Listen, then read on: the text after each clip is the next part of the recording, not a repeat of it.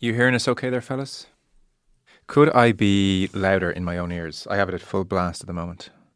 I'd take a touch more and then I can turn it down a little bit. That's great, because then I can turn it down if I need to. Oh, it's interesting. The volume button here doesn't actually... Sorry, I'm turning up the wrong volume button. Okay.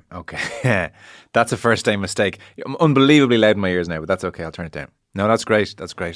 I don't have a volume button, do you? No, you don't. Not that I'd be turning you down when you're talking. Yeah. You should do. Oh, I see. There you go. Huh? Okay, then. Whatever happens this time, we just keep going. We'll be here all day. Welcome, everybody. This is Indosport. Loud and clear, hopefully, on our very first day, our very first podcast. Thank you very much. A few first day nerves. Email this morning from the editor-in-chief. People coming over, shaking hands. Best of luck. So everybody's a bit nervous, a little bit self-conscious. Rush. But we'll be okay. Just to say from the off that so many of you have already hit the follow button. Even before we started, a big thank you. That was a warm and reassuring feeling as we kick off today. Not talking to nobody was always preferable, we felt, even on day one. So, big thank you. We'll do our damnedest to keep you coming back. I keep saying we. Who the hell are we? The Irish Independent, of course. We are the Indosport podcast team as well. There is, in no particular order, but he is sitting across from me, Conan Doherty. Conan, hello. Hello, Joe. I realised for the first week I've called you Conan and Conan at intervals. I haven't quite settled yet. I don't know if you have a preference. I don't know if anybody in my life has actually landed on which one it should be either. I think it's Conan because of where I'm from in the island. Okay, Yeah. Derry. It probably should be Conan, but that's how we landed on So it. Conan, not Conan the Barbarian. Don't really reflect the Fadas too much up north. Conan, somebody described you behind your back actually on Friday as a Swiss Army knife. In a complimentary kind of a way. And knowing me now for 2 weeks, how do you feel about that? Do you think that's accurate? I was like, he's brilliant. So Conan, in no particular order, he's going to be part of the Indosport team. He'll be on air from time to time, I would think regularly-ish. He knows his sport inside out, and he is also charged with, no pressure, but transforming the video output of the entire publication. The podcast of the publication, yeah. In your spare time. So hence the Swiss Army knife. Short version would be GA Mad from Derry and has been known to host an Aston Villa podcast with his brother. That's the long version as well. That's pretty much it in a nutshell. Several of those things less depressing in recent years. Yeah. Well, a lot of those things were really good, maybe for about 3 months at the same time, but I think we've gone past the point. You may have peaked. Yeah. So Conan's here. Shane Brennan outside is very much of the Irish Independent family already, as were you. You were here when I walked in the door. Key cog in our production team, ideas, guests, clips, you name it, keeping the show on the road. That will be Shane. We have Paul Donegan there, our technical guru, making us sound fantastic, hopefully. And then Ronan Mullen will come on board as a producer. We worked together in a former life, so he's only going to be here next week. It's that kind of a deal. There is a slight startup quality to how we've all come together, albeit within this very established brand. So, one of the perks, I suppose, of the established brand is the sport department. You will hear two of them very shortly. Irish Independent journalists will feature regularly right across the podcast. So that's kind of the deal. I've been here 2 weeks. We've been kind of meeting every day. There's been some fun. There's been some blind panic, and that's kind of where we are. We just had to start, and so we're starting. Yeah. Well, somebody said to me earlier, behind your back, said, make sure you ask Joe why he joined. And I thought, how can I ask him that without sounding like I'm discouraging him from joining? Like in a what was he thinking way? Yeah. There's no great salacious, interesting answer to that, I've heard a lot of rumours myself, so I want you to clarify them now. Well, I suppose the deal was I was bobbing along pretty nicely and off the ball and had no great plans, wasn't looking as such, and got a phone call out of the blue. And so suddenly continuing to bob along was a decision in a way that it hadn't been, with its own ramifications. And lots of coffees with Dave Courtney here, the head of sport, and Cormac Burke, the editor-in-chief. And I suppose different factors, a dawning realisation at just how seriously Media Huis at large is taking the world of podcasting. This is actually one of the benefits from being where I'm from, because it's the one time I pronounce something correctly. It's Media House. Okay. Conan Media House, day one. Important. Who you're working with, who you're working for. Very important. But so conversations are, the level of commitment, I suppose, was an aspect. And then certainly what opened the door, the more practical aspect of ours, So we have my wife and I have a 20-month-old daughter, and she is in the process of getting used to creche at the moment. We were just talking about that before coming on air. It's a bumpy road. And my wife's going back to work. And so there was an aspect with Off the Ball whereby I have always worked Sundays and had done since 2010. And that has its drawbacks. Saturday nights out and Sunday dinners and family time. And it's one of those kind of days. But I was happy to do it for a period. But again, now it just feels almost more valuable. And then I was doing the maths on Monday, Tuesday, Wednesday into Thursday. And the short version was I would literally not be seeing them, aside from maybe a half-hour breakfast, awake. By the time I would be leaving for work, they would still be at creche work. By the time I would be home, they would be asleep generally, So that kind of focused the mind a touch. And then there was like just some awful good old-fashioned fridge magnet wisdom, carpe diem. Why not? You only regret the things you don't do, Colin. All that, that just kind of came into it. Like, I didn't feel stale or anything on radio, but I suppose I did recognise something new mightn't hurt. Or today there'd be nerves that I wouldn't ordinarily feel or wouldn't have felt since early on in News Talk or doing the Six Nations for the first time on TV. So that was kind of attractive. There was just like a degree of, well, do I do what I've been doing for the last decade plus, 11 years? Do I do it for another 11? Do I do it for 11 after that? And, so it's a midlife crisis is what I'm trying to say to you. Well, it's actually interesting because I was thinking there's obviously a lifestyle change for you, but it is a work change as well, because I know it's still the same microphone. I know you're still the same Joe Malloy, but you have gone from, albeit that has plenty of pressures, live radio, but it's gone from a 3-hour slot to a 1-hour slot. So you don't have the live radio aspect anymore, but now you only have 1 hour to impress us, Joe. 3 hours, you could definitely get something in there. You could get enough memorable things that people would say, yeah, Joe still got it, but now you've got less time to keep that up. And how do you feel about that pressure? Well, I feel great about that pressure. What could go wrong?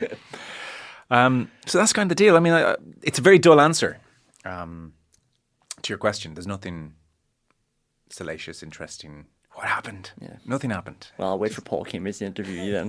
Then we'll get it all. Yeah. The previous PK in my life was Pat Kenny. And now it's Paul Kimmage.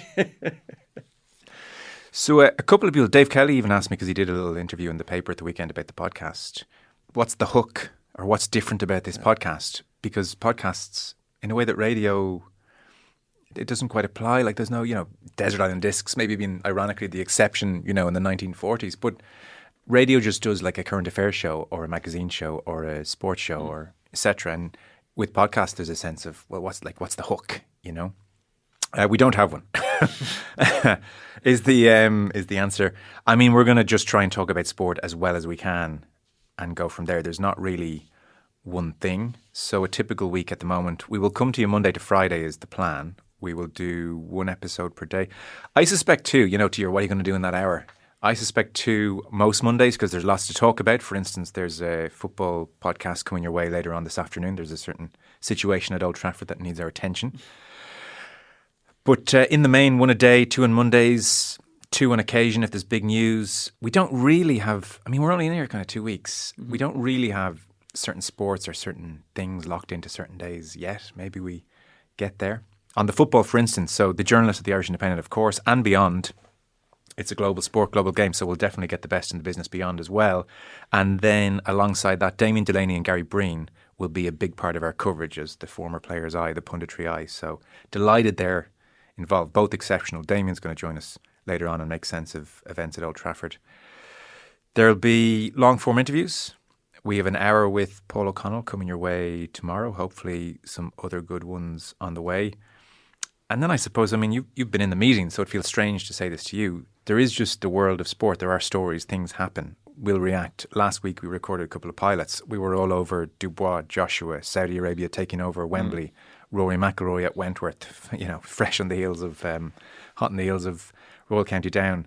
The Vince McMahon documentary drops on Netflix. Yeah. There are endless things to chat about, and we'll just try and do that. So it's not really one thing.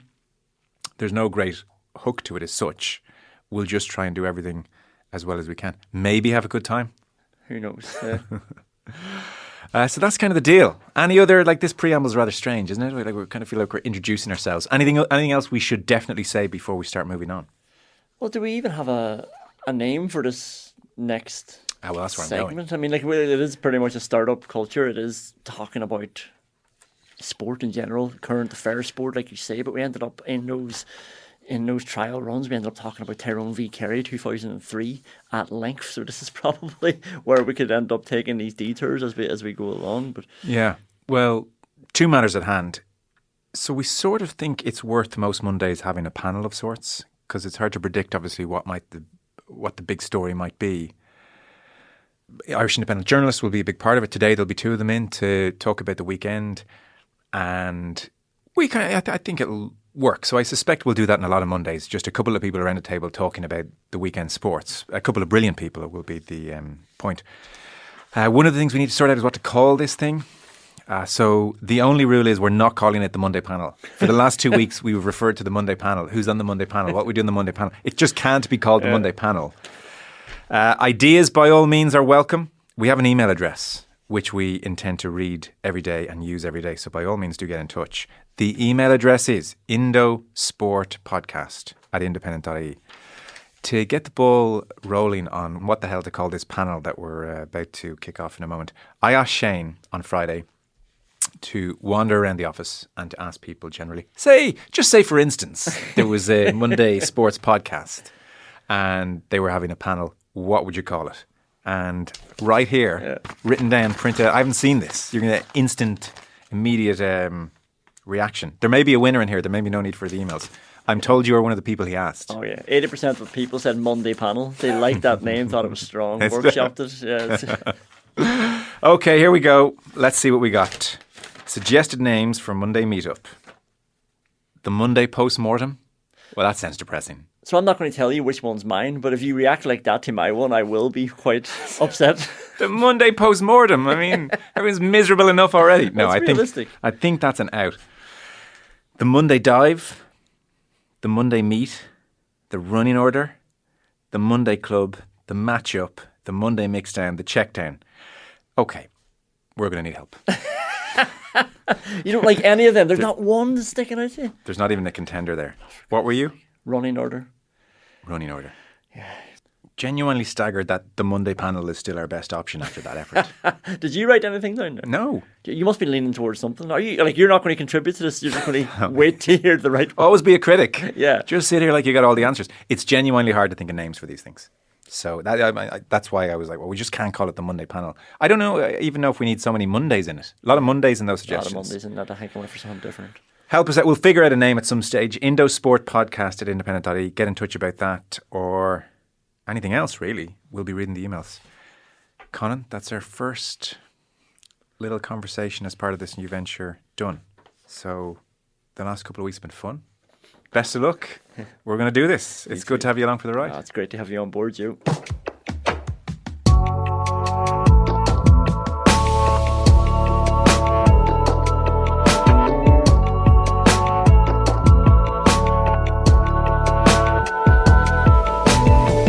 Okay, here we go. Very happy to say in studio we have Mr. Rory O'Connor and Mr. Conor McKeown, both, funny enough, of the Irish Independent. Hello, fellas. Joe, how's it going? Very welcome.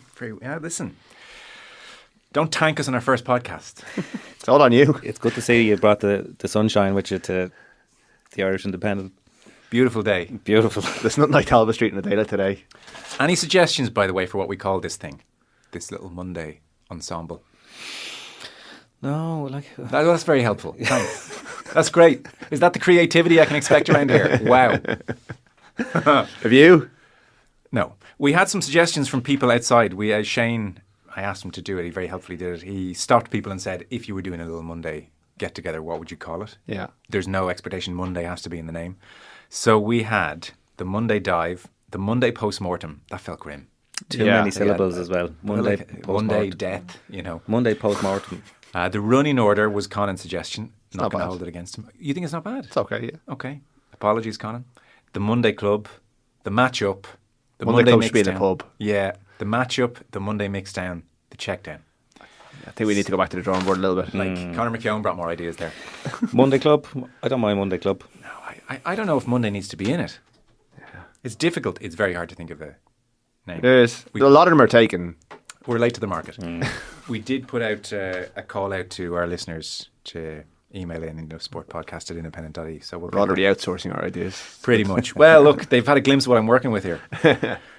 So what's going on this weekend? We have, in no particular order, unforeseeable, I think is not too strong a word, win for Ireland over New Zealand in the WXV1 in Canada this morning. No! Away it comes for Lane. No, stop!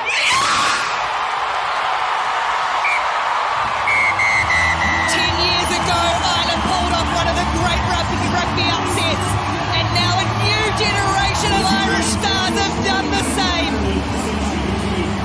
An historic result for this Irish team. They've worked and worked. What a performance. Ireland 29, New Zealand 27. A famous victory for Irish rugby. Extraordinary, really. Sinead Kassan stayed up to watch this, which in hindsight was a good decision. In advance, I thought was a really bad decision. Yeah. But Ireland have somehow beaten New Zealand 29 points to 27, the world champions. They scored 5 tries. Dan O'Brien there with a kick to win as well at the death, or late on. So we'll talk about that. We'll chat to Rory about the rugby weekend at large. Embarrassing was how Donnacha O'Callaghan summed up Munster's loss in Parma. South Africa underlined their status as scary good as well. They won the rugby championship. And Johnny Sexton's new book, Extracts, yesterday. Might touch on them. There has been some talk as well of Kyle Hayes' nomination for Hurler of the Year. That has been under the spotlight. So curious to chat to the lads about all of that. Brennan Johnson and Kulusevski! And Spurs ease clear!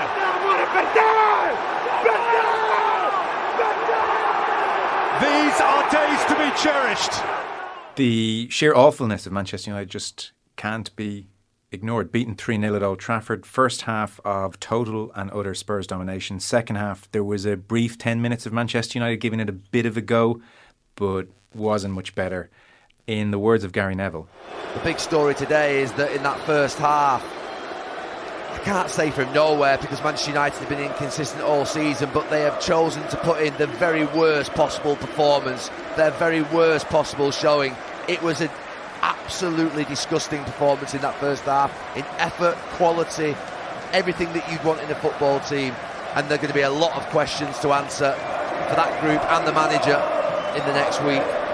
And there are a lot of questions. It feels, Conor, like Eric Ten Hag has reached that familiar staging post in the end for Manchester United manager that we've become so familiar with. Yeah, you don't hear the word disgusting evoked too often in sports analysis. So you have to really care about the thing you're analysing to bring in the word disgusting to the performance. Well, Neville started so, like, the first 10 minutes Neville was already at a high pitch of, like, this is terrible. So where was he going to go? Like, it just kept getting worse and worse, and he had to, like, he'd already described them as several different things by the time Fernandez was sent off. So he just had to keep escalating, and he finished with disgusting, which, like, it's a football match. I know it matters a lot to people and it matters a lot to Gary Neville, but was it actually disgusting? Was disgusting? I think that's too strong a term for what, like, it was a terrible performance, but disgusting suggests something malign, like, or something malevolent, I think. I was looking at a lot of the informed analysis reaction stuff today, and a huge amount of it sort of suggests, or not just suggests, insists that there was a lack of application on the part of the Manchester United players. But I think sometimes when you think that, what's actually happening is a team goes out on the pitch and the thing that they're supposed to do clearly is not working, that the opposition are just passing around them. And it's almost like, well, there's nothing that we can do within the constraints of our game plan to actually make it look. So it's not that, I don't think they didn't run, the old Roy Keane one of just kick somebody. Like, they couldn't get close to them. And the problem with the Ten Hag thing now is, like, they've played 3 home games this year and they've lost 2 of them 3-0. And I was just looking at his numbers so far. So from 83 Premier League games as Man United manager, he's won 43 and lost 26. Now, Mikel Arteta, who at the moment is flying very high in his role, after 100 games, he'd won 53 and lost 31. So Ten Hag is trending to a similar kind of a record after the same period of time. But I think the difference is that when Arsenal started to make ground under Arteta, they never really took any big step backwards. And for some reason with United, they seem endlessly capable of one of these shocking performances. The disgusting definitely is getting at the feeling of a lack of application. I take your point that they're so outplayed, and it happened against Liverpool as well. The ball has just been fizzed around them. I mean, Spurs, by Spurs were comparison, brilliant. like had a kind of wizardry the way they were putting moves together. I think there's a stunned to the spot aspect if you're watching the ball fizzing all around you. But then, by the same token, you still do have Rashford 3 minutes in throwing in his like now guaranteed I'm not bothered moment when Van de Ven intercepts the ball, which becomes a lightning rod. And there still are a whole bunch of tackles which are just a bit wishy-washy and really bad touches. And so I also think with Neville, and he said it a few times, what was looming large in his thinking were the comments of Eriksen after the FC20 match, where Christian Eriksen came out and said they wanted it more than us. And Neville was sort of saying, well, on Thursday, yeah, I noted it, but now on the back of this performance, I'm reading more into that. I'm thinking this is Eriksen. He's played hundreds of games of football. I can't think of another interesting interview he's ever given. And in so much as he can possibly do, he's coming out to let everybody know this is a mess behind the scenes. They want it more than us. And there was no reaction to that type of an interview. He had a good go at Ireland a couple of years ago, Eriksen, didn't he? He kind of drive-by at Ireland's tactics after one of those endless Ireland-Denmark games. But is it the manager or is it the players? Like this dressing room, even though it's changed and there's a new cast of characters, it seems like the players are still failing to apply themselves in these games. And there's always this assumption that a new voice will come in and we'll get a different tune out of the players. But they've changed managers so many times. Yeah. There seems to be an endless cycle.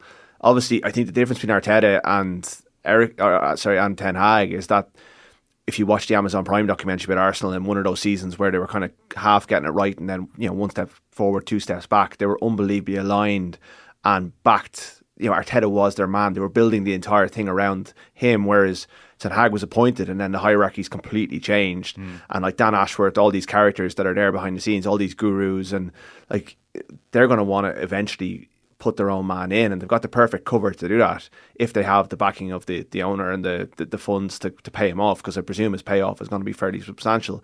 Like it doesn't look like it's going to work under Ten Hag, but there's no guarantee that you bring in Thomas Tuchel and it's going to work for him, because those players just don't seem to respond to all the different types of managers that they've had over the years. Plus, Ineos have had a howler here. Like they interviewed with Ten Hag for his own job during the summer. They were on the precipice of moving him on. And not only did they retain him, they gave him a longer contract and spent a load of money on players that he'd coached before. So if they do sack him, they've had a howler. They've had an absolute howler. So like which is the rock and which is the hard place? I guess they just couldn't have foreseen how bad they were going to be again. Could they not? I mean, and meanwhile, they possibly should have. Yeah. And meanwhile, the Glazers have done the incredible job of putting in double glazing between themselves and the Fury. Like there's not a hint of the Glazers anymore. No. Like you want to have a go at the players, the manager, fine, and then you can have a go at Ineos. So they're sitting somewhere pretty, counting all their money. It is. There is something just so odd about the whole situation, given the array of managers come through, the money that they spent, that so many of their problems are just perennial, the same problems. So no patterns on the ball. I mean, aside from Van Gaal passing everybody to death or to sleep, which was kind of his aim. Like again, you looked at Spurs yesterday, and it's just this kaleidoscope of movement and passing. And you're looking at somebody like Udogie, who's a left back, but actually is playing inside left and ahead of the ball, and you think, God, he's such a good player. And then he goes off, and Spence comes on, does exactly the same thing, drilled to within an inch of his life. And you're looking at United, they still can't play out from the back. It's like individuals doing their thing. There's no press. I mean, it's like they are immune, regardless of players over the last decade, to try and press. Solskjaer, what did him in the end was trying to press. It was like, I can't really do this rear guard action thing much longer. I mean, Liverpool at home, they said, we tried to press, and Liverpool said, okay, I'm just going to pass it by him, and now we're in. And they just can't do it. Like, Neville all game was like, what? There's no logic to it. There's no trigger for it. You spot one fairly quickly where like their left centre half gets the ball and the press starts because they think he's no good on the ball. This is just a mishmash of people looking around. Like that's on the manager. And there's also, so he kind of arrived as like a tactician, a coach, Ajax, modern football. This is what United need after Ralph Rangnick and after Solskjaer. This is cutting edge. And it's not there. But then he's most certainly not a motivator. Like, do you ever sit through one of his interviews and say, man, I'd love to... if I was going to play football for somebody, it'd be that guy. And he's quite chippy as well. And now I know the media interviews... Well, they're getting worse by the day. Yeah, they're getting worse by the day. But like, he gave an interview last year where he bizarrely said that, well, I was never going to come here and play the football that we did at Ajax. Yeah. And you think, well, why do you think they hired you in the first place? You know, it's not like, we could get a guy from Ajax to come over here and lump it up front. And even trying to, you know, I'm sure the subtleties of a press are above our level of knowledge. But I was just watching it yesterday, and Fernandes and Xerxes sort of pressed as a 2. You see a lot of teams in the Premier League do that now, play as a 4-4-2 out of possession. Yeah. But they're just making random runs and just kind of like, you know, chasing a leaf around the playground sort of thing. And once they got passed by, then all of a sudden Spurs had a 7-man defence to break down, and they were in the perfect position. So, and that's when they're not trying hard comes into it, because they're a bit shell shocked as a team. They're just pinned. Yeah. So I don't know. I wouldn't even think Manchester United fans at large are terribly excited about the prospect now of, okay, we have to get rid of him, we have to bring someone else in, we have to pretend that that's going to work and get excited, and it's not really going to work. And also now there's this great undoing of Ten Hag signings. There's the ordeal of, well, we have to get rid of Anthony, we have to get rid of him, and that takes, I mean, Ten Hag's had 5 transfer windows and spent a lot of money, so again, you're back to square one. This is going to be a long process. The only hope is that you look at what Emery has done at Aston Villa to a point. You look at what Postecoglou has done at Spurs. They arrived, and almost instantly there's a kind of familiarity with what they're doing, or a rubber stamping of theirs on the team. If you put either of those managers in charge of United and said, go out and do what you did there, like, and United could still end up finishing higher than Spurs at the end of the season, but the Spurs fans will have had more fun. Yeah, now, and won't spend £1 billion either. No, that's the thing. But like, it's like, those managers have come in with vision or with their own idea of what they want to do, and they found it to be an ungovernable club, whether it's the dressing room or the hierarchy. It does seem like they've done a lot of the kind of, you know, not to use the high performance podcast terms, but like best in class stuff of kind of get good people and just fill the place full of good high performance type people, and they will eventually make the right decisions, enough right decisions that it will go the right way. And obviously the investment is there, but I can't see it working until they have their own people in charge. Like, if they're dealing with a fella that they wanted to get rid of last year, I mean, Connor's point is, you know, like, he's completely undermined. They've completely undermined Ten Hag's authority within that dressing room, because the players are all gone. Well, he'll be gone soon anyway. So, and another season will be gone. Yeah, and that's a really good point, because I think that's where the high performance language falls short. This is the brutal world of football. Jamie Redknapp a few times yesterday made the point about the summer, talking to other managers. It was just speaking like a guy who's lived his whole life in dressing rooms, and he just said, "You've killed him. Yeah. You've killed him. Like, you've just killed him. There's no authority. They know he's doomed. It's over." And maybe Ineos aren't used to that level of unprofessionalism that still pervades a little bit in the dog eat dog culture. Yeah, I was listening to the interview that Ole Gunnar Solskjaer did with the overlap. Yeah, the overlap. Sorry, and he was just using this as a very small symptom of the overall sort of disease that's around Manchester United. But he said he couldn't convince any of the players to do the pre-match interview, the 3 very bland questions from which you give 3 very bland answers. And you look at somebody like Rashford and players who are very much part of the club and want it to be something better than it is, and you wonder whether the environment is just so stressful and sort of angst-ridden, and you're so much in the public eye, that it would take an incredibly inspirational and focused manager to get everybody in that mindset. I was wondering when you were building up to your Roy Keane pitch. Can you imagine Roy Keane with those players? Wow. Like, you know, we don't have to really. We know what he has to say about them, but like, I think you'd need a HR presence at all times. Rashford is an interesting case. So, you know, you think of the stress, you think of the vitriol that he's on the end of. Even if it's just for pure practical PR reasons, make like a faux attempt to run back after Van der Ven. Yeah.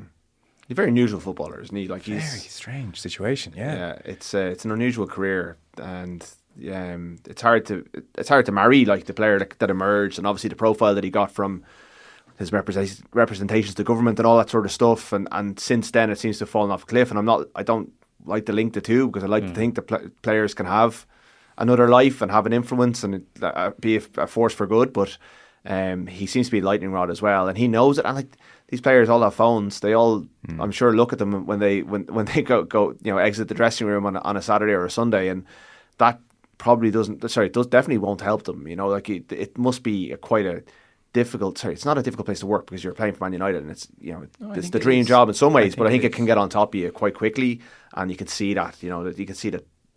But yeah, you're right. That should inspire them to work harder. That should be the non-negotiable, really. But it's doesn't seem to be. And then if your captain's Fernandes, does that just not set the tone across the board? Yeah, that's where it's so worrying. Is that I've literally a few days earlier had the Twente result. Had Ericsson come out and say they wanted it more, and on 2 minutes 20 seconds, you're Rashford. You take that touch, Van de Ven reads it, and you just do that. Well, I'm just going to keep trotting this way. There's no possible way I could even though you're not going to catch Van de Ven. I mean, nobody is at that stage.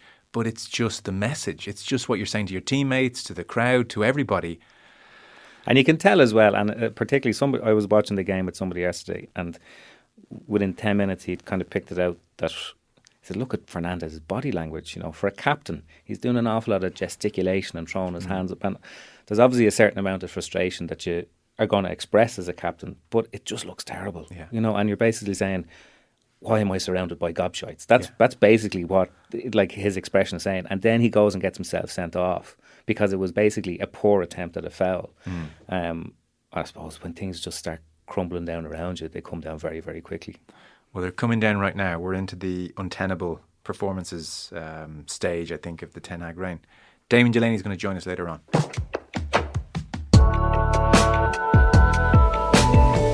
So, fellas, another story which caught attention this week was the nomination of Kyle Hayes for Hurler of the Year. It's a 3-man shortlist. He is there alongside the heavy favourite Shane O'Donnell and Dara Fitzgibbon.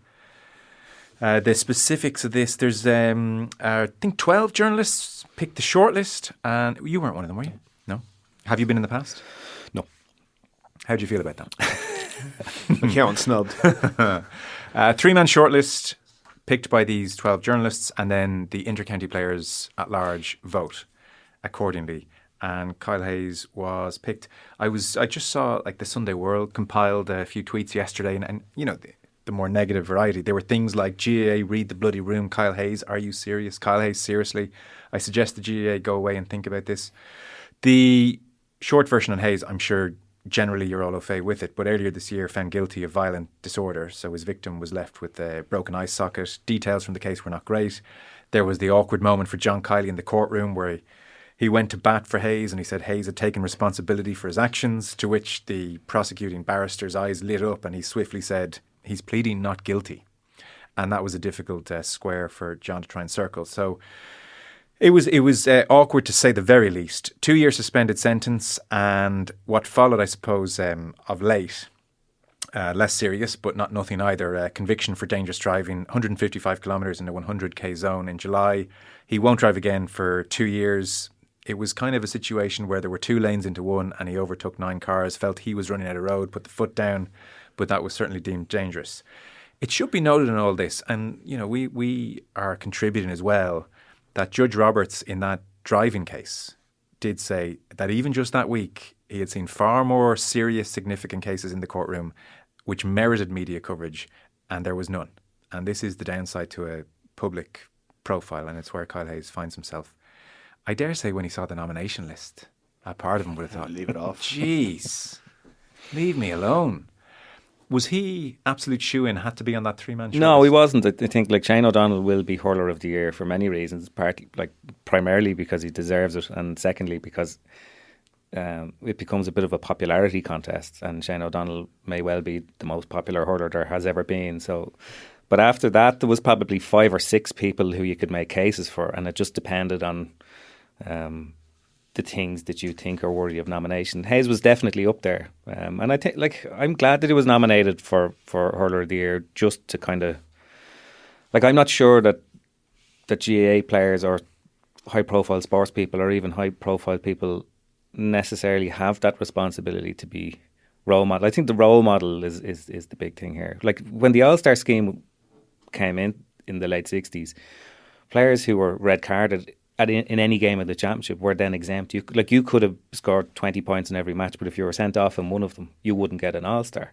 Now, they did away with that rule for very obvious reasons, because it's quite stupid. And I think even though the parameters of this case are more complex, it's the same basic principle. You know, I mean, what Kyle Hayes did on the pitch, if it's deemed worthy by those 12 wise men to be nominated for Hurler of the Year, I'm not sure that what he did off the pitch should have anything to do with it. And does one's actions off the pitch ever come into it? Is there ever a line you would draw? There probably is, and I don't want to even get into the specifics of it, because you'd have to take it on a sort of rational case by case basis. I would like, you know, because you're like, I think it would be great if all high profile sports people were fantastic role models with high social conscience and everything else. But you know, it'd be great if all our politicians and all our journalists and all our actors and everything else who's in the public eye had the same thing. And just because Kyle Hayes or anybody else is a high-profile sports person, I mean, they're still prone to the same human fallibility as anybody else. Yeah, it was up to Limerick. The decision was John Kiley's at the start of the year. Was like, is this guy, and it's probably their sponsors, you know, is his behaviour what we want representing our jersey? And that was when the decision, once they backed him to play, then he was eligible, and if he played well, it's a very tough conversation for those 12 journalists. I don't know. I haven't asked. I don't know who's on it, but like, did it come into I'd love to know if it was in the discussion room when they were sitting around. Did anyone say, "Hang on a second, should we pull this?" Or did they say, "No, he played well, and he deserves to be there"? And really, it's a sponsorship issue. It's like, I don't know, Conor. Does Kyle Hayes do a lot of gigs? Does he draw? Does he draw a living from his reputation as a hurler? No, he doesn't. No. So, like, you know, if he takes a Stephen Cluxton approach where he's just a hurler and he's being judged on being just a hurler, he doesn't put himself up there. He's not, you know, an ambassador for a range of things that sell him as some sort of family man, as a clean cut hero. Then you can justifiably say this: look, he's a hurler, he's a fallible human being who's made mistakes. Now they're pretty bad mistakes, and they don't reflect him in a very good light. And I think it would colour your impression of that Limerick team, and it would colour your impression of him as an individual. A team that, I remember them being lauded for not going to pubs a couple of years ago, when, you know, with not taking Liam McCarthy into pubs, and that was kind of held up as a real exemplar. But in the years since, that's probably been tarnished. Look, a wonderful team, but if they choose to select them, then they reap the kind of the reputational risk that comes with. But you can't. Sorry, go on. Sorry, it is a big thing amongst, I think, sports teams generally, but also particularly high performance inter-county teams, you know, that you do have a role, that you do have a social. I think a lot of them would be very conscious of, I suppose, the standing that they have from playing inter-county football and hurling, and how maybe there is some responsibility that goes with it. You know, it goes back to the no dickheads thing with the All Blacks. You know, better people make for better athletes, particularly in a team environment where you're all buying into this, you know, culture, the most overused word. But as regards role model for wider society, and I have to say, just to point out, I think, you know, I think he's been he makes some very, very poor decisions. That's very, very clear.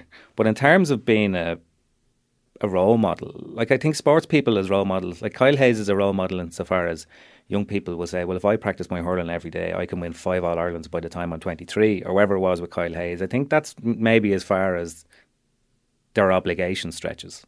Yeah, unless they go to another stage and start being, you know, doing ads for Super Value and being, you know, that's I think where it becomes more of a they are embracing and earning money from being role models. And if he hasn't done that, like the most equivalent thing in my world, and it's a very different scenario, is the Belfast trial, and the RFU chose at the end of that to terminate the contracts of both players who were involved. But that came after huge pressure from sponsors. And it's a very different scenario because it's a professional sport. But it was a pretty big step for them to do that. So a lot of sporting organisations wouldn't have done that. They would have found a different way of keeping like, you could justifiably say that Paddy Jackson leaving the Irish rugby setup over the last 6, 7, 8 years cost Irish rugby dearly, because it wasn't a viable alternative to Johnny Sexton. But the RFU, with a lot of pressure coming on from sponsors, chose to terminate that contract. He's gone off and earned a living in France as a result. And even furthermore, it's an interesting example. It's worth drawing the comparison with Hayes.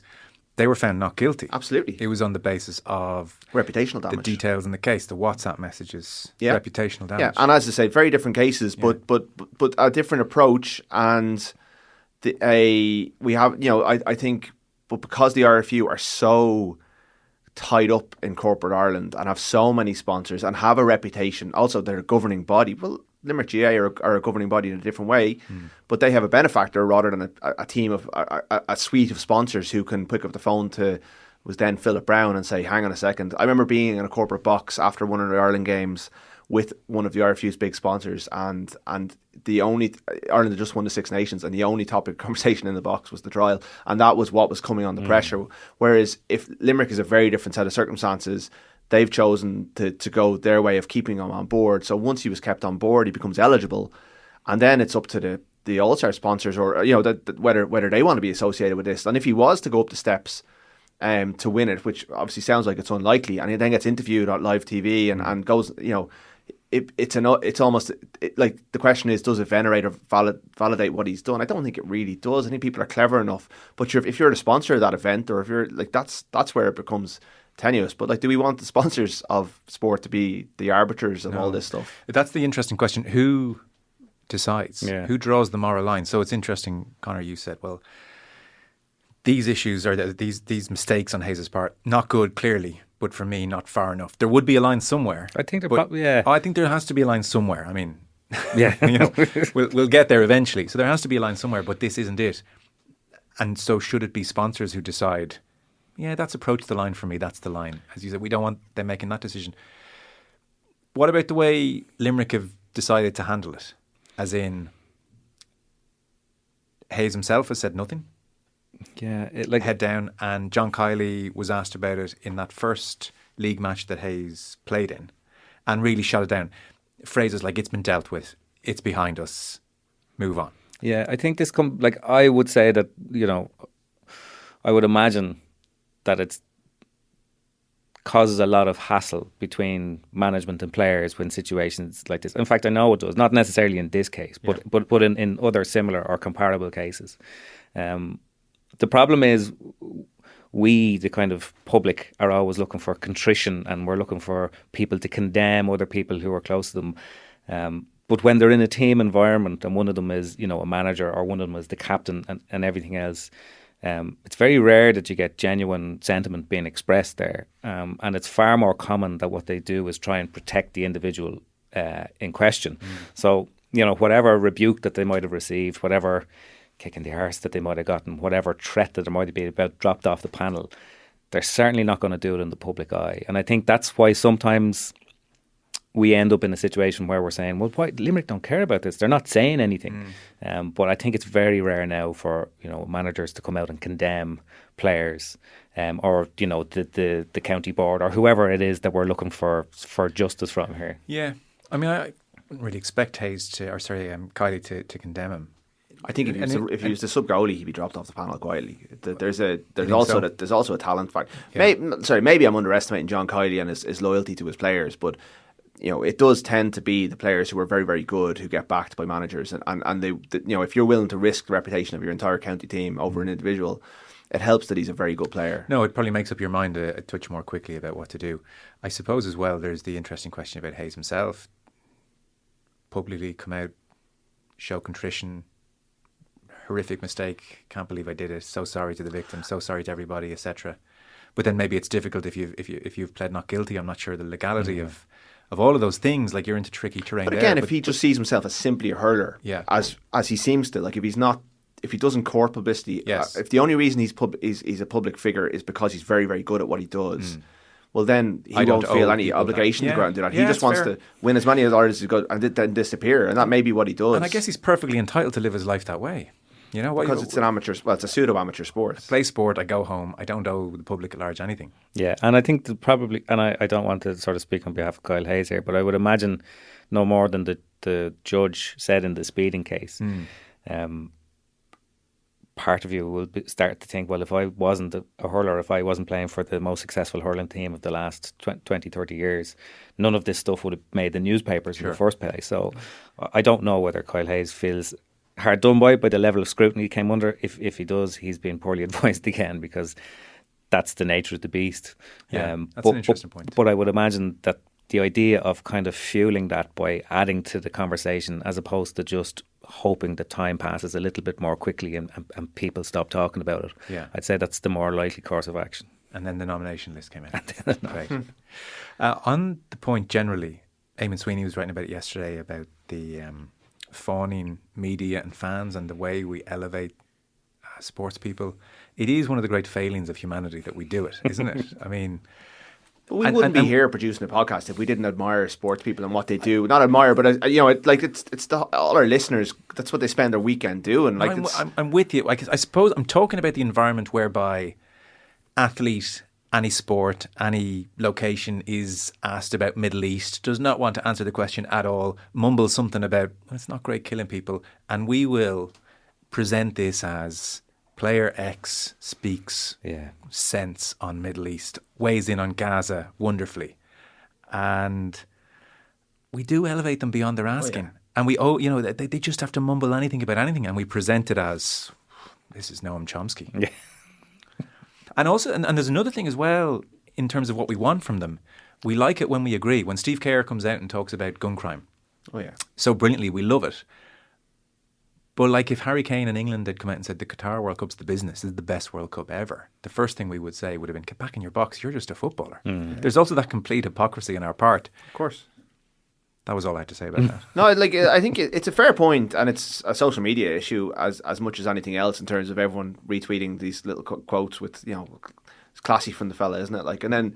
But I'm sure there are people within dressing rooms within Ireland who are probably, quite capable of turning up at a far right march and saying something quite unpopular about immigration issues and stuff like that. And they're being wise and keeping their counsel, but they could easily start coming out and say stuff like that. And those opinions won't be read in the same way, and they'll get shot down. So it's all through the prism that you're looking at stuff. But building up sports people is a fool's errand. At the same time, it's kind of what we like. I try not to report on them as if they are anything more than what they are. What would be thrown at the rugby fraternity is the word heroic is used far too often. Very rarely in copy. Okay. Yeah, I like it's. I guess the physical nature of the sport lends itself to a bit of hyperbole. I think hurling will get that a bit as well. You go out and play a sport like hurling or rugby, and you watch the intensity with which they play, the physicality at which they play. It does draw the hyperbole out of it. I mean, we started talking about someone calling footballers disgusting. Hyperbole exists in our world. It's true. Yeah, like it is. It does go over the top. And then you see people kind of, either going on the late or they do something very, very, grand, and they're held up as being God's gift. And I just think it's part, the industry does sometimes overstep it, and so does social media. People just do see people who are good at sport doing fairly ordinary things and elevate it. And that's, to go back to what you were saying at the start, yeah, I try not to do it myself, but I'm sure we all fall victim to it sometimes. We invest, that's the point of sport. We all invest our time in following these people, and we develop weird little crushes on them in athletes that we all really like. And then when they say a thing that aligns with our worldview, we're like, no wonder. We were literally meant to be together. And there is a touch of that. And the whole sport debate now, there's so much chat about morals, and there's so much chat about people taking stances against this and the infection, and that people didn't talk about this 30 years ago. I'm sure if you listen to a version of Indo Sport, whatever it was 30 years ago, it was very much along the lines of who's going to win and why are they going to win and why didn't they win, and because of the space that sport occupies now, it's as much a political field as it is some sort of moral minefield. To what extent do you think sports people are role models for adults? Are your role models sports people? I don't really. No, not at all. But I'm 41, Joe. It's kind of the ship has sailed. We tried it out. Kids admire them. Kids look up to them. That's definitely a thing. Kids don't know what's going on. I mean, the only role model kids clocked something was gone awry with was the Toyman, as we know. Well, that was before an Oireachtas committee. I mean, that's the only time the kids have been rattled. But it's also the kind of scenario where these things are held up as the Toyman is a classic example of did any kids actually No, is a politician making up an anecdote? will any kid actually go out and do something bad because Kyle Hayes did something bad? Is that actually going to happen? Does anyone think that what Kyle Hayes did is okay because he plays well for Limerick? Probably not. It really is a corporate thing. It's because the way the think of the children nonsense is just such nonsense. It will have no bearing whatsoever. Well, if you look at somebody like Michael Darren McCauley, for instance, right, like he is literally doing like great stuff. Yes. Do you know what I mean, in terms of like social inclusion and Dublin inner city, and now he's working with people, and that's legitimately wonderful and impressive. But what I would say about that is, and this comes back to my theory about we all have crushes, is I would guarantee you that his rating as a hero is higher in Dublin than it is in the counties that Dublin used to beat when he was playing, because we'll always look for reasons to dislike the people from the teams or the athletes that we don't follow. That's how petty we are as human beings. Okay, we'll come back to it, I'm sure. No! Away it comes for Lane. No, stop!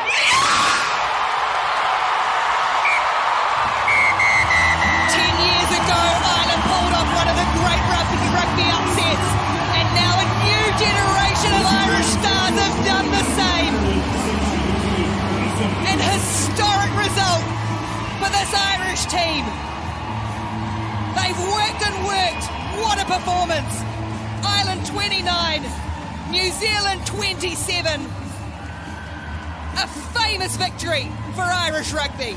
Sure is, and not one we saw coming. So Ireland have beaten the world champions in the WXV1 in Canada this morning. WXV1 as in top tier, first tier. They were in WXV3 last year. This was expected to be a fairly miserable, difficult campaign, and they've beaten New Zealand, world champions, in the opener. Sinead Kazan was supposed to be on the panel today with us, and then we heard she was staying up to watch this match, and we said, God, don't come into it. Like, don't worry about it. You don't need to rush into us to talk about New Zealand beating Ireland by 40. We'll get you later in the week. So we'll talk to her later in the week. The short version here, Rory, and you can put some meat in the bone, is that Ireland have hit rock bottom in recent years when it comes to women's rugby. In 2023, they were bottom of the Six Nations, 0 points, never looked like scoring a try. It was a disaster. Yeah. And all the others around them were turning professional. Wales in particular turned professional, and they suddenly had this great leap. And you have Irish players retiring. You had Nicola Friday, the captain at the time, basically in tears after every match. I remember in Virgin Media one evening with Fiona Hayes and Sene Nuopu and Jenny Murphy, and the three of them were in tears after Ireland, the wooden spoon. Like, it was just, there was no way out of this. Scott Bimand has come in as coach. He had worked with England. There was kind of a sense, well, you know what, he's just the right coach to get a group up to a certain standard. He'll be really good at that. And in the Six Nations just gone, Ireland finished third, which was far better than we had anticipated.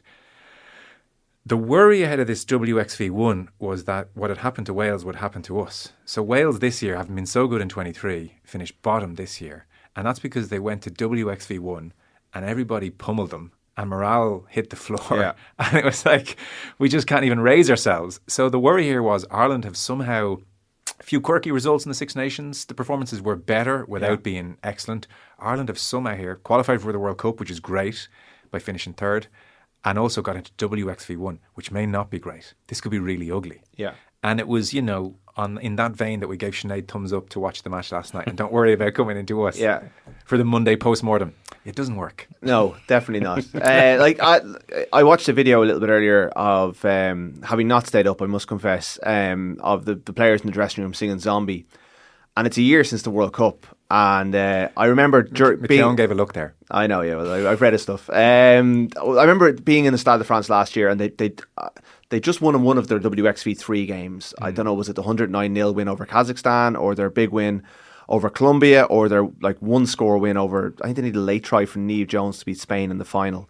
And they were singing Zombie in an empty stadium in Dubai, having won the third tier tournament, and we were in the Stade de France about to go watch Ireland South Africa or Ireland Scotland, and Zombie became over there. Zombie was amazing. I know it got loads of flack back here, but over there in the stadium it felt incredible, and it just jarred so much to see the music being played at the end and no one there and off Broadway.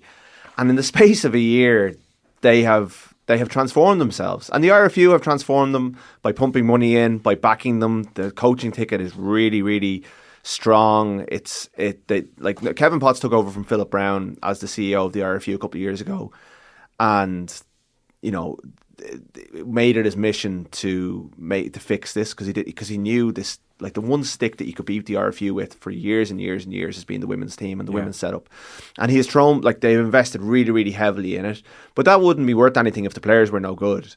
And now we're starting to see that the players, now that the 15s and the 7s have come together, because the Olympics is over, and suddenly we've got Amy Lee Murphy-Crowe on the wing, and Erin King scored 2 tries today. She was over in Paris at the Olympics, and if Bevian Parson hadn't done her ankle over there, or was it her Achilles, she'd be there as well.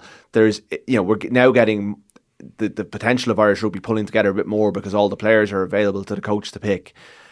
Stacey Flood started fullback, made an unbelievable jackal turnover early in the game when they were under a bit of pressure from New Zealand. So you're harnessing the potential of the game rather than splitting it in 2 different directions for the time being, probably until the World Cup. That's the way it'll go. And you've given them good coaching. They've got belief back, because I know I can hear the pain in your voice, Joe, of that year covering that Six Nations. It was so grim and so soul destroying, and players walking away as a result of how soul destroying it was. And now suddenly, like, Niamh Jones scored a try today. Like, Niamh Jones was on the pitch for all of those defeats. Like, Cleena Maloney was exiled. She comes on and does really well today. She watched that. She was part of the World Cup in Ireland, and she's been through the mill. So for those players to finally have a team that they can believe in, a bit of confidence and belief, a moment now that they can hang, like the Six Nations was good, but this is a real moment they can hang it on. To the point where I asked this with love and respect, was this a weakened New Zealand side? They rotated a little bit, but I wouldn't take that away from Ireland. It's a fairly quick fire tournament. You're going to have to manage your squad. Ireland, I'm sure when New Zealand looked at it, Ireland were the weak link in the group, so they went, right, we'll change our front row, for example, and we'll make a couple of tweaks. But like, there was players like Ruby Tui was on the wing. These are the world champions. They're not the best team in the world, New Zealand. England are the best team in the world.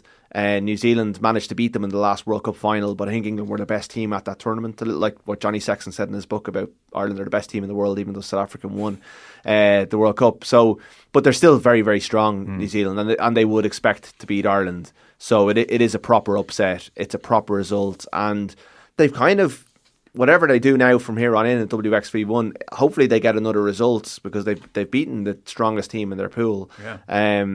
They can go home having made a bit of progress and justify their place at the top table with just less than a year to go to a World Cup. Yeah, it's an incredible turnaround. We'll try and speak to somebody from the team this week. We'll certainly speak to Sinead and get her thoughts on things. You mentioned Johnny Sexton. Yeah. Book season is coming. There are high hopes for Sexton's book. Nobody is safe. Because his diary in 2013 after the Lions gave far more than a current player should have given. And now, obviously, it's open season. Yeah. So there were extracts yesterday in the Sunday Times. There's obviously the Raj stuff, which would have made headlines. I think people are generally that wasn't what I was drawn to. On top of that. Yeah. Same. So, I mean, the Raj thing in a nutshell was around that time when they were vying for the number 10 jersey, there was a game where Sexton wasn't kicking well, which seemed to happen around that period quite a bit. And he was about to be substituted and had a kick just before he was about to go off. And he was just angry at the situation, and so kicked it with a bit of anger and a bit of authority. And then Dave Alred said, that's how you should kick, with a bit of anger. Let's use it. And so forevermore, or certainly for a long time, he imagined O'Gara's face and kicked it right between his eyes. Which is pretty funny. Roger loved that. Yeah, game would respect game there, I think. I have to say, I'm struck reading the excerpts, the three, that the common theme running through the three of them is just how chippy Johnny Sexton is. Clearly it's what made him the kind of, the orchestrator, the guy completely in power, in his position for so long. Yeah. But you can see why. You could see why he was incredibly unpopular with opposition players as well. Yeah. Like the thing about, he ended up throwing flailing punches at Leo Cullen because he knew he was getting dropped for the game during the 2011 World Cup. I mean, that's one of the more spectacular sulks I've ever heard from a player who's just been dropped from a team. He's a very interesting cocktail in that he has that angry streak in him, for sure. And yet, unlike, I imagine, a Roy Keane, unlike those types who also have that chippiness in them, he then really cares what people think. Doesn't sit well with him afterwards. So that strikes me as a really difficult sphere to exist in, whereby you can't help yourself. You throw a punch at Leo Cullen who you're unbelievably close to. You give out to everybody. and yet you go home and feel bad about it. Well, sorry, the other thing that I found really interesting, you're saying that he cares what other people think. Like, there's a passage in this, which is his autobiography, where he speaks about some of the commentary after the All Blacks loss in the last World Cup, about how he should have been taken off because his legs were gone. I'm thinking, like, the fact that not only did he consume some of, given that he'd just retired and they'd been knocked out of the World Cup, not only did he kind of consume some of the general conversation about it, he was compelled to put it into his autobiography. It goes to show you just how much he cared about all of that stuff. They read everything. We know at this stage that everyone reads everything, and even though they say they don't, like, you know, Johnny would have been very aware of the coverage around them at the time. I did think that quote almost undid itself, because he said his legs went in that 30s whatever phase at the end, and I mean, is that not the point? Is that, you know, the issue that we've talked about for years and years of Ireland kind of, you know, marrying themselves to a guy who's going to be 38 at the next World Cup was going to come back to bite them. That maybe maybe he would have had another 2 weeks at the World Cup had they brought Jack Crowley on. We'll never know. And it's have to say, I've kind of wrestled with it ever since, because I wasn't really looking for it at the time, and then afterwards you look back and you go, God, maybe, but like, they did trust Crowley to come on in the pool game against South Africa, and he closed that one out. So should they have just trusted the kid to come on? The kid is a bit strong, but he was 23, and do it. But yeah, I thought he kind of undermined his own argument there. I thought the Lions stuff was very, like, I was probably more drawn to the 2017 Lions store because I was there. Have it here. I thought it was really so. I think this book's going to be really good. I'm doing the book launch with them at the Board Gosh, actually. So I've been reading more of it, and the childhood stuff is fantastic. Yeah. Now, I signed an NDA. I don't even know if I can say that much. I presume you can. You're allowed to say something that's good. It's positive, yeah. But the New Zealand stuff and the extracts, it just tallies with the general tone of the book so far is very open and lots of interesting nuggets thrown in, you know. So, for instance, he says of 17, and he's fresh off 4 years previously winning the test in 2013 in Australia, and having nothing but positive things to say about the Lions and Gatland. So week one, he thinks Gatland got the preparation all wrong. Sean O'Brien had said this at the time. Now, nobody had backed him up, but Sexton does here. And he said they trained way too hard. It was unlike Gatland. What I liked about him was that he had a good sense of what players needed. I liked the way he talked, like the buttons he pressed. I wouldn't rate him as highly as Joe Schmidt or Faz as a technical coach, but those two were amongst the best ever. As a manager selector, I thought Gats was quality. So he kind of couches it in nice terms, but thinks he messed up the first test. And then the third test, my biggest regret, we had some mandatory bonding, he puts in quotes, for a couple of days down in Queenstown. This was a bad idea. It reduced our chances of making history. The bonding idea took root just because the 09 Lions went on the piss for their final week in South Africa and then ended up winning the final test. Big deal. That series was already over. The Springboks picked their second string side for the last test. I was fine with having a few beers that night of the second test, recover Sunday, meetings Monday, train Tuesday, off Wednesday, light run Thursday, and so on. Instead, we ended up training Wednesday, Thursday, Friday because we did virtually nothing except, in quotes again, bond at the start of the week. We were supposed to be preparing for a shot at history. It was crazy, unprofessional. And then he adds, I blame the senior players as well for not taking control of the situation, making sure we prepped properly. I include myself in that. We had enough experience in the group to speak up. I wish I'd said something. So I thought that was great. And then he touches on the omission from the 2021 COVID Lions test in 2021, again, Gatland there. And to the chippiness point, so Gregor Townsend is part of the staff, Scottish coach. When I saw the squad, it felt like Gats had been guided by someone else. 8 Scots in the squad? Based on what? 4th in the Six Nations?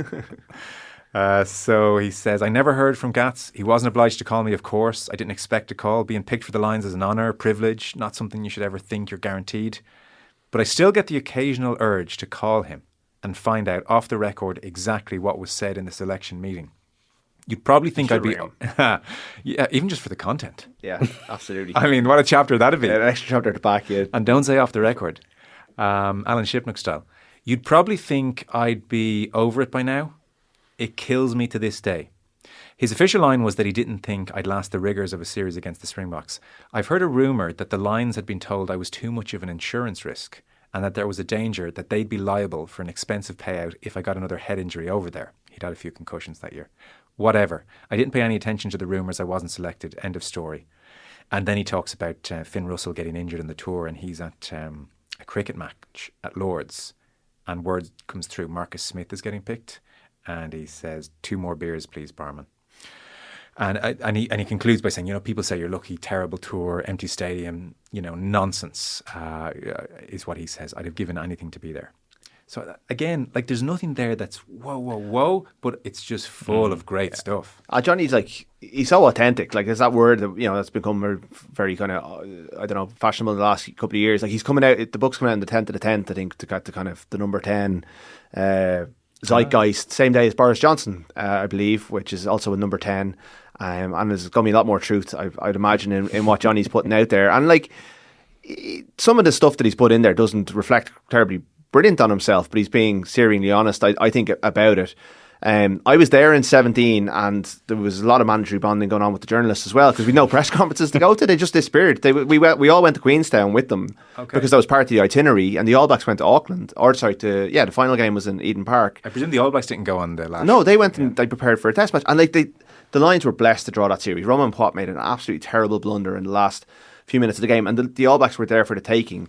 The only thing I'd ask Johnny if I had a chance was what happened in 2013, because I'm pretty sure in between Test 2 and 3 of a drawn series in 2013, they went to Noosa and went off tour. So this is Gatland's template for winning the Lions series, but they won that series. So does he have fonder memories of that than 17 because they went and won, or did they approach it differently? I remember being in Cowboys in Queenstown, which is basically the coppers of the operation, and every town's got 3 or 4 of the English players wandered in at about 11 or 12 at night and saw us and then wandered back out again, but they were obviously looking for somewhere, and this was the Monday or the Tuesday of the game, which would be really unusual. I know there was a lot made of Peter O'Mahony and Conor Murray drinking rosé at the World Cup last year, but that was a good 10-11 days before the Scotland game.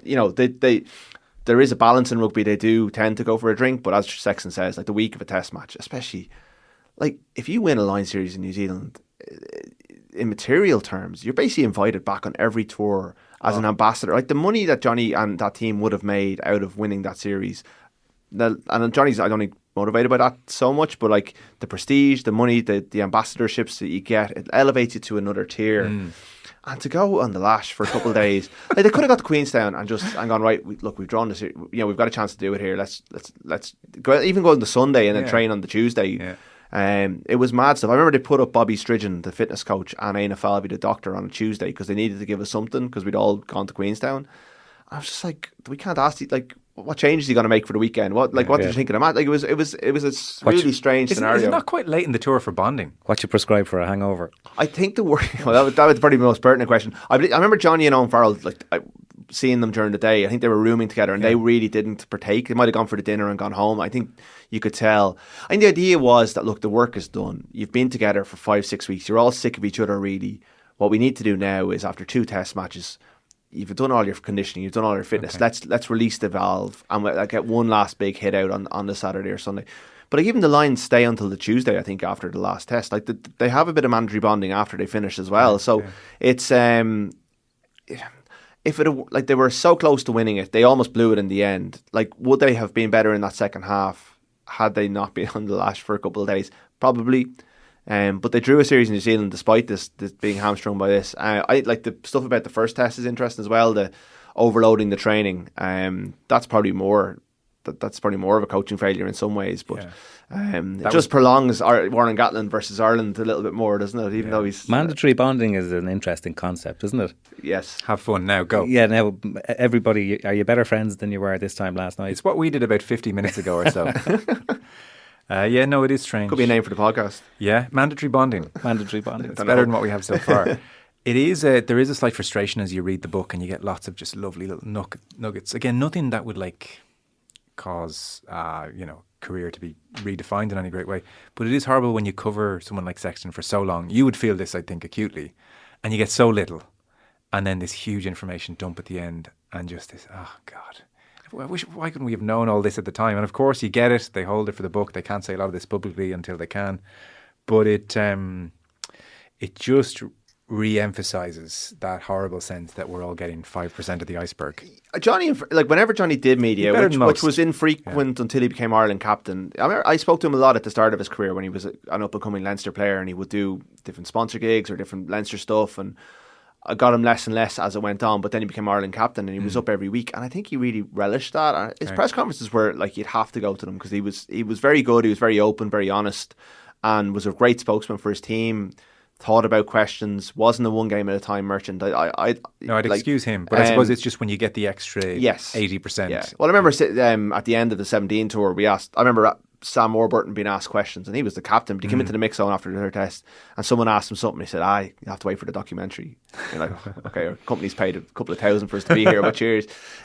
So yeah, like I suppose Johnny probably knew from a long way out that he was doing a book, and he didn't do a lot of, like, you would get him in press conferences, he did very few one-on-ones. Like, he wasn't someone to sit down for long form interviews. I'm really looking forward to Paul Kimmage just talking to him for Sunday Indo, and I think that'll be a nice little accompaniment to the book as well, because Paul will obviously have read the book and will go into his own style and his own directions, and it will challenge Johnny in certain ways as well. And like, he's left rugby completely. He has gone down a completely different path. There's every chance we might not hear that much from Johnny in this world again, because he's got a very good job and it's going well from what I believe.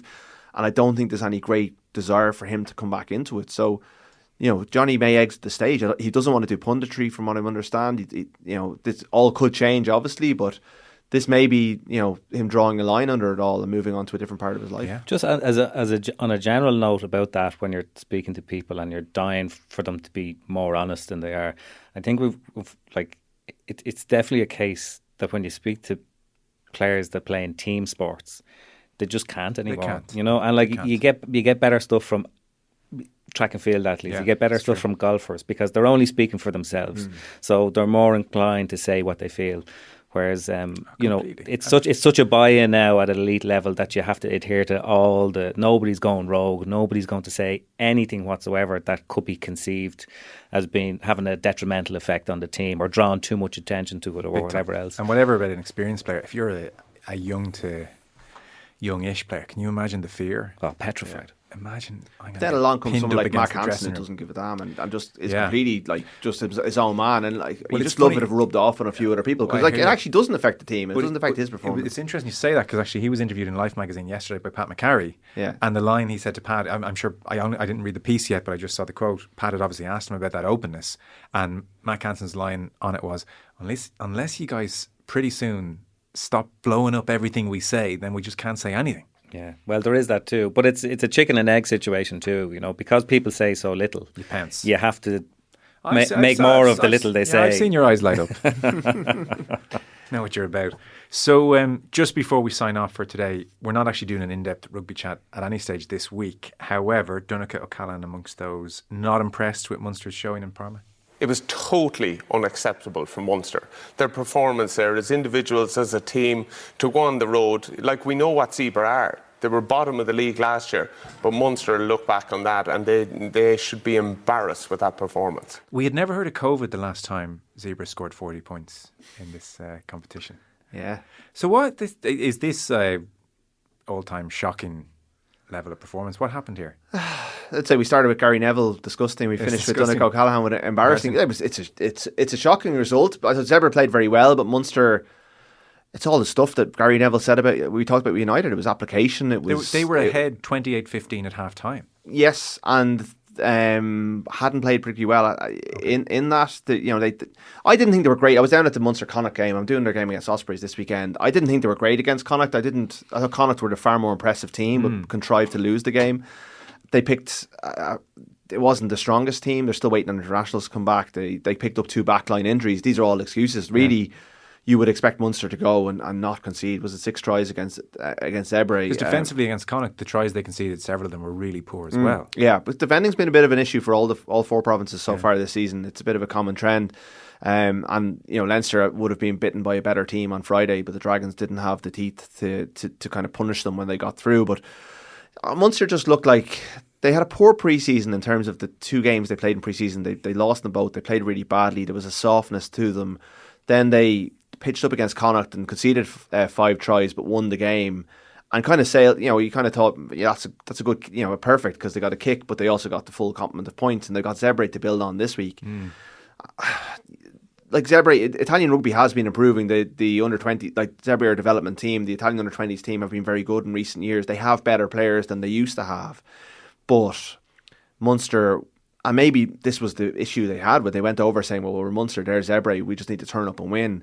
They played a little bit like that, and it came back to bite them in the backside, and they were really loose, really poor. and they have now got themselves back in a position where they're being called an embarrassment live on national television after 2 games of the URC season. And they now have they should beat the Ospreys, although the Ospreys are decent next Saturday in Cork. But the following week they've got Leinster and Croke Park, 65,000 tickets already sold. You know, all the internationals back for both teams. Like Munster do look like they could do it. Jack Crowley, Peter O'Mahony, you know, would definitely. Tyke Byrne, the club captain, will elevate the standard when they come back. But Leinster have a lot more to come back, and it doesn't take long for Munster to end up in crisis territory. We know this over the years. They are one of the most talked about teams in Irish sport. So when they lose to Zebre on a run-of-the-mill Saturday when no one's watching, it was a fairly. If they won that one by 2 points, we wouldn't be talking about it.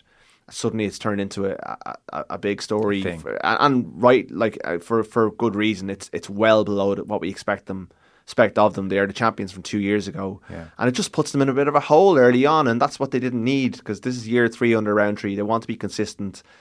They seem to just be they just vacillate from good to bad so quickly, and like what's happened in the last 2 years is they've had these moments and they've ended up in contention at the end of the year. So we shouldn't panic on them, but really, if they want to be taken seriously as a club, as a team, they need to cut this stuff out and be consistent across the season. Everyone's entitled to a bad day, but you should be good enough to beat Zebre on your bad days. Connacht were 20 points down at half-time at the Dexcom Stadium. There was a sinister sound to that, isn't there? The Dexcom. Especially when there's not, like, when the TV cameras, I'm sure for good reasons, are on the side up where there is a crowd, so you're just looking at a building site, because they've levelled the Clan Terrace, so it looks a bit weird. So they came back. They roared back to win 36-30 at the Dexcom. Yeah. Leinster at the Aviva final, thought on the rugby against the Dragons. 19,000 there at the Aviva. You were there. It was interesting. Your match report said only Leinster can win 6-0 and come away with question marks, which is the nature of their plight. What was it like, 19,000 at the Aviva? Wasn't bad.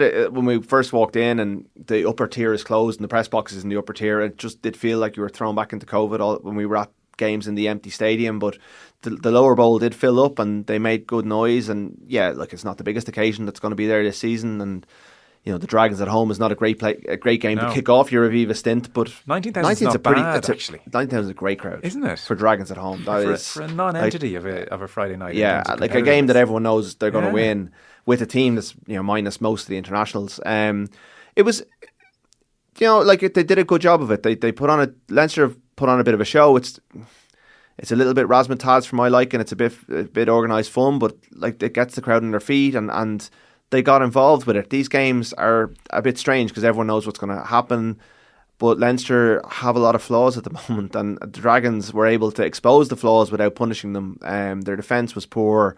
They dropped a lot of ball. Ross Byrne missed 4 kicks out of 6. They need to step it up in the next 2 weeks before the Munster game as well, but they've got 10 points out of 10, so they're in a strong position, and they have the personnel to do it. Like, you know, Caelan Doris, one of many players, will come back into the team in the next 2 weeks. So I think they'll be fine in the next couple of weeks, and then we'll get into Europe and La Rochelle away, and we'll slowly build towards the time of the year, every year, where we judge Leinster in 2 or 3 games. Well, I mean, much like Rory McIlroy, we could pause this conversation for several months. I think we found the name of our panel, perhaps. Organised fun. Perfect. That's not bad. Yeah. Time for organised fun. That might be it. Anyone wants to beat it, they can email in. Stayed here long enough. So we got to go. Rory O'Connor, Conor McKeown. Rory O'Connor, Conor McKeown. Yes, sorry. They don't roll into each other very nicely. I know we're new colleagues, Joe. It's fine. Rory O'Connor, Conor McKeown. Thank you for the organised fun. Thank you.